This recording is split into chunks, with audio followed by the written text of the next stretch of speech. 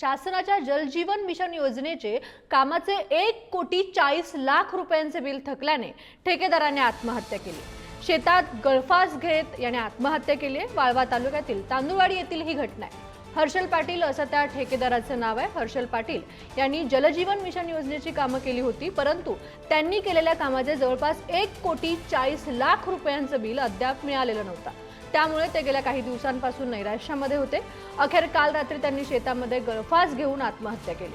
हर्षल पाटील यांनी जलजीवन मिशन योजनेची कामे करण्यासाठी खासगी सावकारांकडून जवळपास 65 लाखांचे कर्ज घेतलं होतं। त्यातून त्यांनी ही कामं पूर्ण केली होती, परंतु या कामाची रक्कम शासनाने त्यांना गेल्या वर्षभरापासून दिली नव्हती, त्यामुळे ते नैराश्यात होते। यातून त्यांनी त्यांच्या मित्रांना मी आत्महत्या करतो, हे शासन काय पैसे देत नाहीत, ज्यांच्याकडून पैसे घेतले आहेत ते लोक मला पैशांसाठी तगादा लावत आहेत, याबाबत वडिलांना काही सांगू नका असं सातत्याने सांगत आत्महत्या केली आहे। माननीय हर्षल पाटील वय वर्ष 35 वर्ष यांनी काल सांगली येथे गळफास घेऊन आत्महत्या केली आहे। याचं कारण म्हणजे जलजीवन मिशन मध्ये त्यांचे जवळपास 1.5 कोटी रुपयाचे देयक गेल्या वर्षभरापासून प्रलंबित होते आणि ते बिल मागण्यासाठी ते कायम तगादा लावत होते शासनाकडे, परंतु शासनाने बिल दिलेले नाही।